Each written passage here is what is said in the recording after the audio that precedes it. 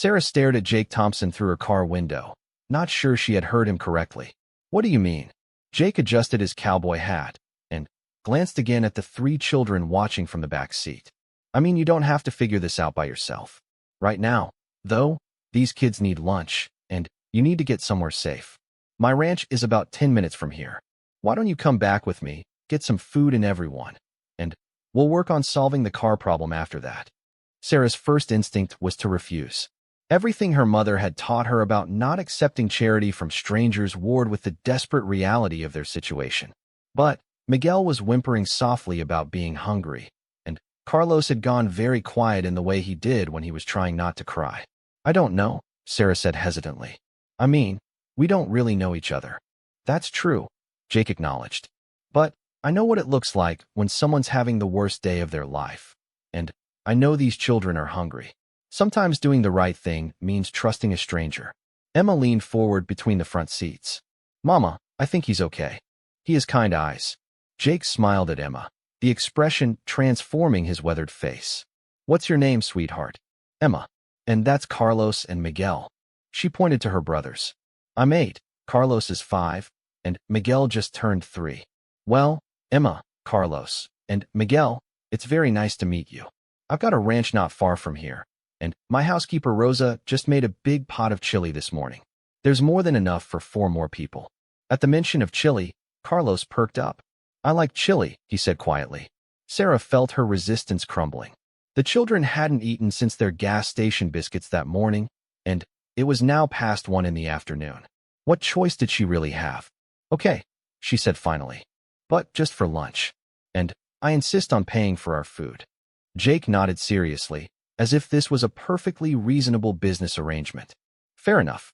Let me get my truck, and you can follow me. Don't worry about your car. It'll be safe here until we can get it fixed. Jake walked to a dusty blue pickup truck parked near the diner and waited for Sarah to gather her purse and help the children out of the Honda.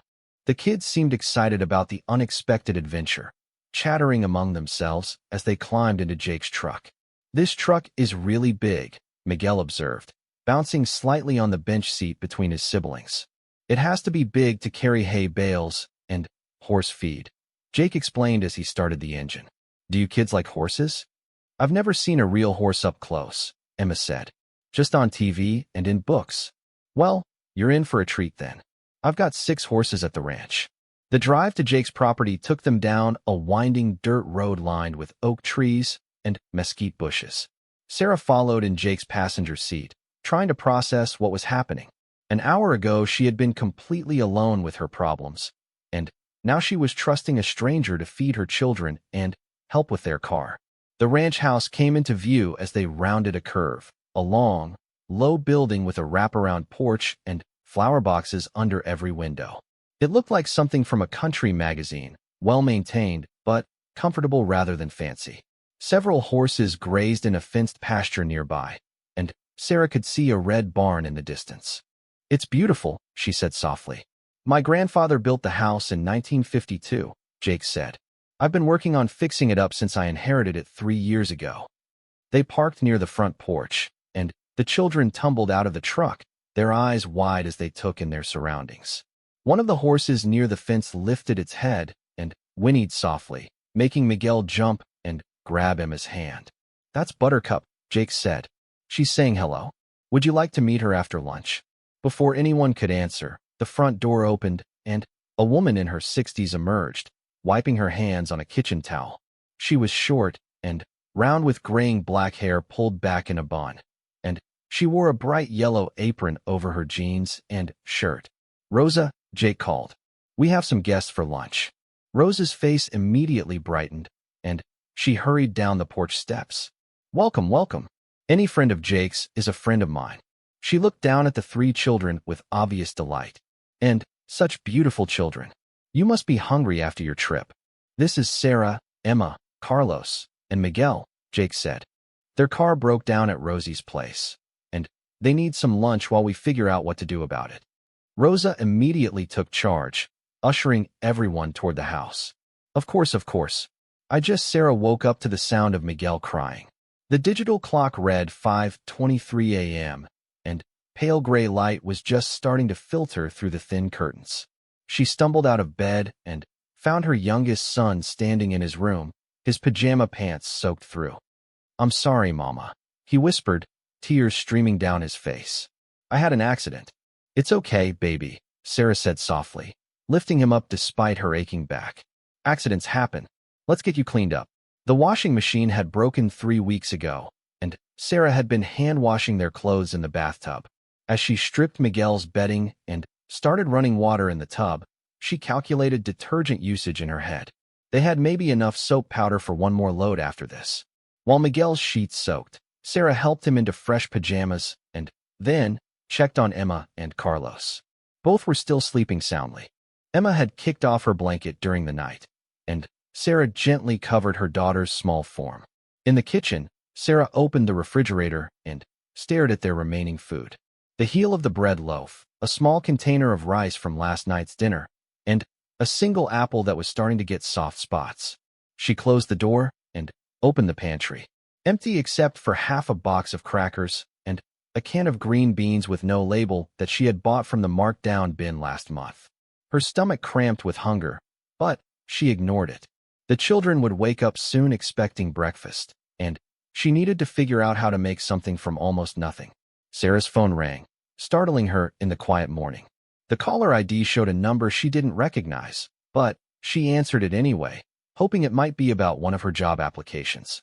"Is this Sarah Martinez?" The voice was crisp and professional. "Yes, this is Sarah. This is Jennifer from Sunset Gardens Management Office. I'm calling about your rent payment." Sarah's heart sank. "The rent isn't due until the 30th. That's still a week away." "Yes, but according to our records, you were late last month and the month before. We're implementing a new policy requiring tenants with a history of late payments to pay early. Your rent needs to be paid by tomorrow, or we'll begin eviction proceedings." Sarah sat down heavily in one of the kitchen chairs. "Tomorrow? But the lease also says we can modify terms with proper notice, which we sent in last month's newsletter. If you need to discuss payment arrangements, you'll need to come to the office today before 5 p.m. with at least half the amount owed." "I don't have half the amount," Sarah said quietly. There was a pause. "Then, I suggest you start making other arrangements. Have a good day, Ms. Martinez." The line went dead. Sarah stared at the phone, feeling like the walls of the small apartment were closing in on her. Eviction proceedings. The words echoed in her mind as she tried to process what this meant. They would have to leave. But go where? With no job and no money for a deposit on a new place, their options were extremely limited. The homeless shelter across town had a waiting list and only allowed families to stay for 2 weeks. After that, what? Sarah heard stirring from the children's bedroom. Emma appeared in the doorway, her dark hair sticking up at odd angles. "Good morning, Mama," Emma said, climbing onto Sarah's lap for their usual morning hug. "Good morning, sweet pea," Sarah managed, holding her daughter close and breathing in the scent of her strawberry shampoo. "What's for breakfast?" Emma asked. Sarah's mind went blank. She could make toast from the heel of bread, but that would only feed one child. The crackers would have to be saved for later. The rice was too little to split 3 ways. "How about we have a special breakfast adventure?" Sarah said, forcing enthusiasm into her voice. "Why don't you wake up your brothers? And we'll drive somewhere fun to eat." Emma's face lit up. "Like McDonald's?" Sarah's heart clenched, but she nodded. "Something like that." While Emma went to wake Carlos and Miguel, Sarah counted the cash in her wallet again. $47. A breakfast for 3 children at any restaurant would cost at least $20, leaving them with $27 for everything else. But what choice did she have? Getting the children dressed and ready took longer than usual. Miguel was cranky from his early morning wake-up, and Carlos couldn't find his favorite shirt. Emma helped by packing their backpacks with books and toys, as if they were going on a real adventure. The Honda coughed and sputtered before finally starting, and Sarah said another small prayer that it would last through the day. As they drove through their neighborhood, she tried to think of the cheapest place she could buy the children breakfast. "Where are we going, Mama?" Carlos asked from the back seat. "It's a surprise," Sarah replied, though she had no idea herself. She drove past several restaurants, each one looking too expensive. Finally, She pulled into the parking lot of a gas station convenience store that advertised fresh biscuits on a hand-painted sign. "This is our adventure?" Emma asked, sounding puzzled. "Sometimes the best adventures are in unexpected places," Sarah said, hoping she sounded more confident than she felt. Inside the convenience store, she bought 3 biscuits with honey packets for the children and a small coffee for herself. The total came to $8.47, leaving her with $38.53. The children ate their biscuits in the car while Sarah sipped her coffee and tried to figure out what to do next. "This is actually pretty good," Carlos announced, honey dripping down his chin. "Can we do this again tomorrow?" Miguel asked. "We'll see," Sarah said, which had become her standard answer to almost everything lately. As they sat in the parking lot, Sarah's phone rang again. This time it was her sister Maria. "Hey, Sarah. How are you doing?" "I've been better," Sarah admitted. "The diner closed yesterday, and the landlord wants rent paid early." "Oh no. I'm so sorry. Listen, I wish I could help more, but Jake lost hours at the factory last week. We're pretty tight ourselves right now." Sarah felt tears threatening but forced them back. "I understand. I wouldn't ask anyway. You've already done so much. Have you thought about calling Mom and Dad? They can't afford to help. You know how tight their budget is." There was a pause. "Sarah, there's no shame in asking for help. Maybe it's time to consider other options. The church has programs, and there are government assistance." "I can't," Sarah interrupted. "I just can't show up somewhere begging for handouts." "It's not begging. It's getting help when you need it. That's what these programs are for." After they hung up, Sarah sat staring out the windshield while the children played quietly in the back seat. She knew Maria was right, but the thought of walking into an office and explaining that she couldn't provide for her own children felt like admitting complete failure. "Mama, can we go to the playground?" Emma asked. Sarah checked the time. It was only 9:30 a.m., and the day stretched endlessly ahead of them. The playground was free, and it would keep the children occupied while she figured out their next move. They spent 2 hours at a small park near the elementary school. Sarah pushed Miguel on the swings while Emma and Carlos played on the climbing equipment. Other mothers sat on benches nearby, chatting and watching their children play. Sarah wondered if any of them had ever sat in their car counting dollars and calculating whether they had enough money to buy their kids lunch. Around noon, the children started asking about food again. Sarah had been hoping they would forget about lunch, but Miguel's stomach was growling audibly. "I'm hungry, Mama," he said, climbing onto her lap on the park bench. Sarah looked at her 3 children, Emma trying to be brave and not complain, Carlos getting cranky from hunger, and Miguel too young to understand why they couldn't just go eat somewhere. She made a decision that felt like jumping off a cliff. "Let's go for a drive," she said. "Maybe we'll find somewhere special for lunch." They got back in the Honda, and Sarah drove toward the outskirts of town, where the buildings gave way to open fields and ranch land. She had no destination in mind. She just needed to think, and driving helped her focus. The children grew quiet as they left the familiar streets behind. Emma watched the landscape roll past the window, while Carlos dozed in his car seat. Miguel played with his toy car, making soft, vrooming noises. About 30 minutes outside of town, Sarah saw a sign for a small diner called Rosie's Place. It looked like exactly the kind of family restaurant where she might be able to get a simple lunch for the children without spending too much money. But as she pulled into the gravel parking lot, the Honda made a strange grinding noise and then lurched to a stop. Sarah turned the key. Nothing. She tried again. The engine made a clicking sound, but wouldn't turn over. "Why did we stop?" Emma asked. "Just a little car trouble," Sarah said, her voice tight with growing panic. "I'll figure it out." She popped the hood and got out to look at the engine, though she knew nothing about car repair. Everything looked the same, as always to her untrained eye. She tried starting the car again. Still nothing. Sarah pulled out her phone to call for help, but realized she had no one to call. Maria lived an hour away and didn't have money for a tow truck. Her parents' old car probably couldn't make it this far from town. She didn't know anyone else well enough to ask for help. The children were getting restless in the car, and it was getting hot despite the cooler September weather. Sarah walked into Rosie's Place and asked if she could use their phone to call a mechanic. "Sure, honey," said the waitress, a kind-looking woman in her 50s. "But I should warn you, Pete's garage charges $65 just to come out for a look, and that's before any repair work. $65. Sarah felt dizzy. That was more than she had left, and they still needed lunch. She called the garage anyway, hoping somehow she could work something out. When she explained the situation, the mechanic said he could come take a look, but payment would be due before he could tow the car anywhere for repairs. How much do you think it might cost to fix? Sarah asked. Could be anything from $100 for something simple to several hundred for something major. Won't know until I look at it. Several $100s. Sarah thanked him and hung up, feeling completely defeated. She walked back to the car on unsteady legs and sat behind the wheel, staring straight ahead. Mama, what's wrong? Emma asked, reaching forward to touch her mother's shoulder. That's when Sarah completely broke down. All the stress, fear, and exhaustion of the past months crashed over her like a wave. She put her head down on the steering wheel and sobbed, deep, choking sobs that seemed to come from somewhere in her chest she didn't know existed. Mama. Miguel started crying too, frightened by his mother's tears.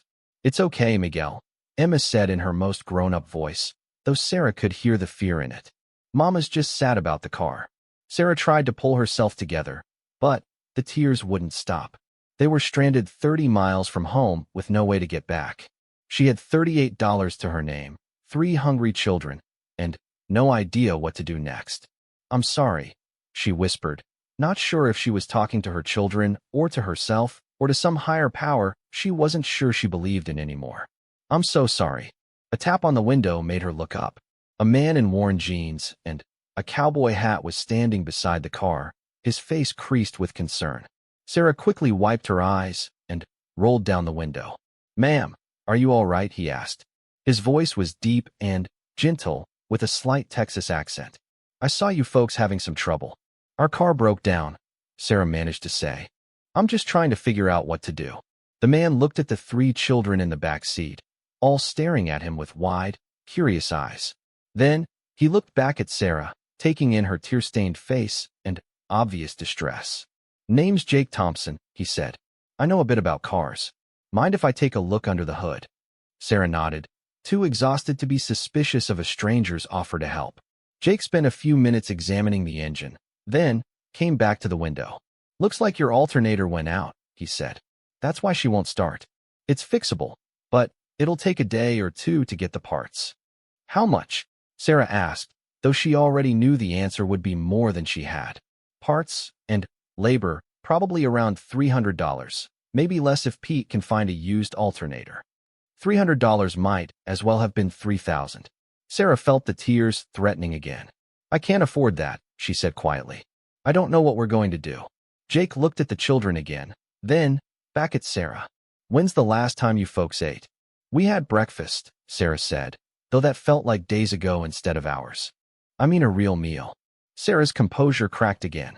I can't even feed them, she cried, the words tumbling out before she could stop them. I lost my job yesterday, and I don't have money for food or rent or anything. I don't know what I'm going to do. The admission hung in the air between them. Sarah had never said those words out loud before, and hearing them made everything feel suddenly, terrifyingly real. Jake was quiet for a long moment, studying her face with kind blue eyes that seemed to see more than she wanted to show. Then, he said something that would change everything. You won't be alone anymore. Sarah Martinez stared at her phone screen, reading the text message for the 3rd time. The words hadn't changed, but somehow she kept hoping they would. Don't come to work tomorrow. Or any day. We're closing the diner. Sorry. 23 words that destroyed everything she had worked for over the past 2 years.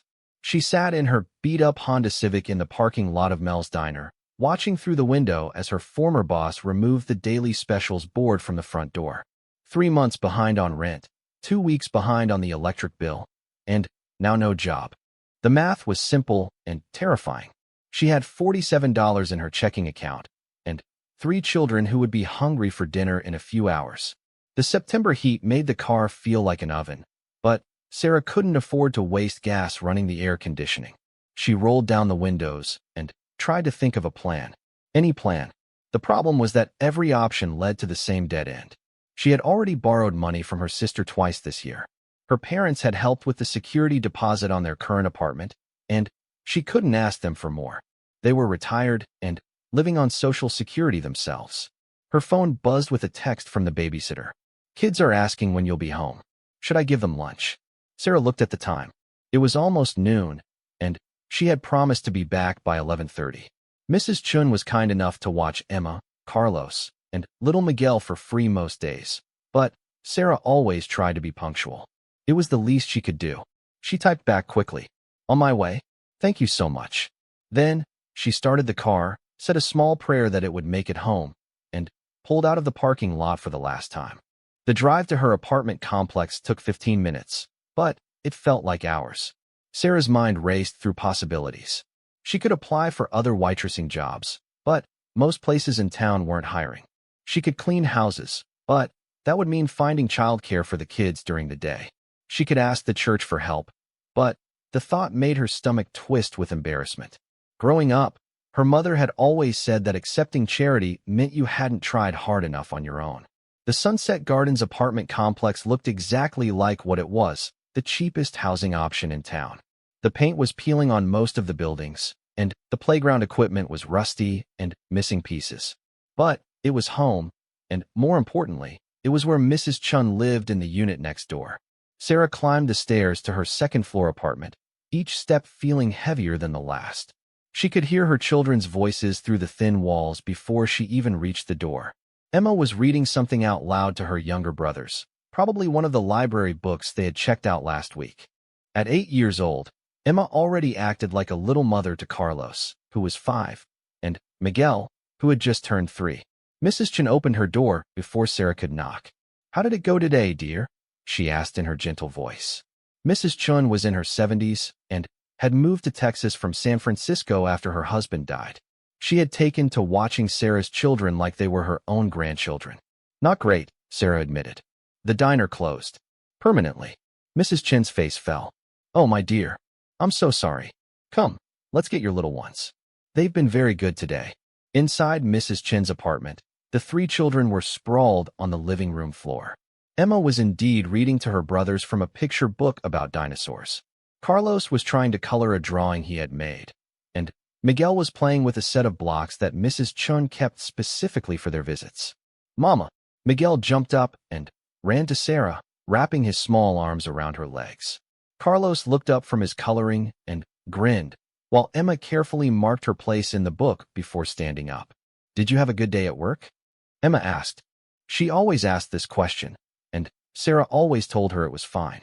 Today, she couldn't bring herself to lie. "Actually, sweetie, Mama doesn't have to go back to the diner anymore," Sarah said, trying to keep her voice steady. Emma's face brightened. "Does that mean you can stay home with us all day now?" Sarah's heart broke a little. "We'll see, baby. We'll see." They walked the short distance to their own apartment, the children chattering about their morning with Mrs. Chun. Sarah unlocked the door and immediately felt the stuffiness of the small space. Their apartment was tiny, just 2 bedrooms, 1 bathroom, and a kitchen that was barely big enough for their small table. But it was clean, and Sarah had done her best to make it comfortable with secondhand furniture and cheerful curtains she had sewn herself. "Can we have grilled cheese for lunch?" Carlos asked, climbing onto one of the kitchen chairs. Sarah opened the refrigerator and took inventory. Half a loaf of bread, a small piece of cheese, 2 eggs, and a container of leftover rice from 2 nights ago. She could make grilled cheese for the kids, but there wouldn't be enough for all 4 of them. "How about you 3 share some grilled cheese, and Mama will have something a little later," she suggested, already reaching for the cheese. "Aren't you hungry?" Emma asked, watching her mother carefully. "I had a big breakfast," Sarah lied, cutting the cheese into thin slices to make it stretch further. While the sandwiches cooked in the pan, Sarah's mind wandered to the evening ahead. The children would want dinner, and tomorrow they would want breakfast. She had enough food for maybe 1 more day, 2 if she was very careful, and didn't eat much herself. After lunch, she sent the children to their room for quiet time, and sat down at the kitchen table with her laptop, a gift from her sister when she had gotten the job at the diner. She opened several job search websites and began scrolling through the listings. Most required experience she didn't have or schedules that wouldn't work with the children's needs. The afternoon dragged on. Sarah filled out 3 online applications and made 2 phone calls about part-time positions. One was for a night shift at a factory 20 minutes away, impossible without childcare. The other was for weekend work at a retail store that was only hiring for the holiday season. By 5 o'clock, the children were hungry again. Sarah made a pot of rice and scrambled the 2 eggs, stretching them with a little milk. It wasn't much, but it would have to do. "Is this all we're having for dinner?" Carlos asked, poking at his small portion. "It's like a special light dinner," Sarah said brightly. "Tomorrow we'll have something different." Emma ate quietly, but Sarah could see the questions in her daughter's eyes. Emma was too smart and too observant to miss the changes that had been happening over the past few months. Smaller portions at meals, fewer trips to the store, the cable TV getting disconnected, the constant worry lines on her mother's face. After dinner, Sarah helped Miguel with his bath while Emma and Carlos played with their toys in the bedroom. The bathroom was so small that Sarah had to sit on the closed toilet seat while Miguel splashed in the tub, but he loved bath time, and she didn't want to rush him through one of his few daily pleasures. "Mama, are we poor?" Miguel asked suddenly, looking up at her with his big brown eyes. The question hit Sarah like a physical blow. "Why would you ask that, baby?" Tommy at daycare said his mom told him that some families don't have enough money for toys and stuff. He said those families are poor. Sarah reached for a towel and lifted Miguel out of the tub, wrapping him carefully. "We have everything we need," she said, which was technically true for today, but might not be tomorrow. "But we don't have very many toys," Miguel pointed out. "We have books from the library, and we have each other. Sometimes the best things don't cost any money at all."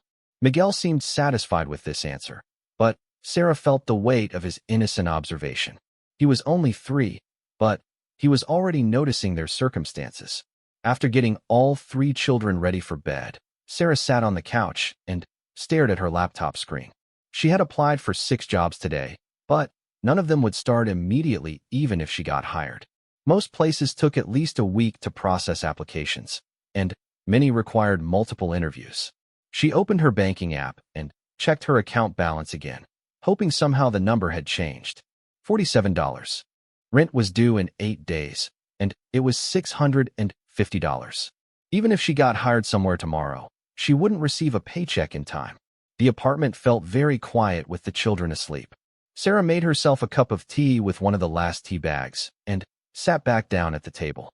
She pulled out a notepad and started making lists. First, a list of all their monthly expenses. Then, a list of everything she could possibly sell. Finally, a list of people she might be able to ask for help. The first list was depressing. Rent, electricity, water, phone, car insurance, gas, groceries, and childcare for job interviews. The bare minimum was over $800 a month. The second list was pathetically short. Her jewelry wasn't worth much, and she had already sold her wedding ring months ago. Her laptop was essential for job hunting. The children's toys were mostly from garage sales and wouldn't bring in much money. The third list was the hardest to write. Her sister Maria had already helped twice. Her parents were struggling themselves. She had a few friends from work, but they were all in similar situations. The church might help, but the thought of walking into the pastor's office and admitting she couldn't provide for her children made her stomach turn. Sarah closed the notebook and went to check on the children. Emma was curled up in the bottom bunk, holding a stuffed elephant that had been her favorite since she was Miguel's age. Carlos was sprawled across the top bunk, one arm hanging over the side. In the smaller bedroom, Miguel slept clutching a toy car, his thumb in his mouth. Looking at their peaceful faces, Sarah felt a surge of fierce protectiveness mixed with overwhelming fear. These 3 beautiful children depended on her for everything. They trusted her to keep them safe, fed, and housed. The thought of failing them was unbearable. She went back to the kitchen and opened the refrigerator again, as if more food might have magically appeared. The bread was almost gone, and there wasn't much else. Tomorrow she would have to figure something out. Maybe she could ask Mrs. Chun to watch the children while she went to the food bank across town. Maybe she could swallow her pride and call the church. Sarah's phone buzzed with a text message. For a moment, her heart leaped, thinking it might be a response to one of her job applications. Instead, it was from her landlord. Rent reminder. Due September 30th, late fees apply after October 3rd. She stared at the message until the words blurred. September 30th was 8 days away, but it might as well have been tomorrow for all the hope she had of coming up with $650. That night, Sarah lay in her bed staring at the ceiling and listening to the sounds of the apartment complex around her. Someone was watching television too loudly. A baby was crying in one of the downstairs units. A car with a broken muffler started up in the parking lot. She thought about her life 2 years ago, before David left. He hadn't been a perfect husband, but he had been another paycheck, another person to share the responsibility. When he walked out saying he wasn't ready for family life, Sarah had been devastated but determined. She would prove she could do it on her own. Now, lying in the dark with $47 to her name and 3 sleeping children counting on her, Sarah wondered if she had been fooling herself. Maybe she couldn't do it alone. Maybe David had been right when he said she wasn't strong enough for single parenthood. But even as the doubt crept in, Sarah felt something harder underneath it. Anger. Not at David for leaving, though she had felt plenty of that. Anger at a system that could leave a hard-working mother with no options.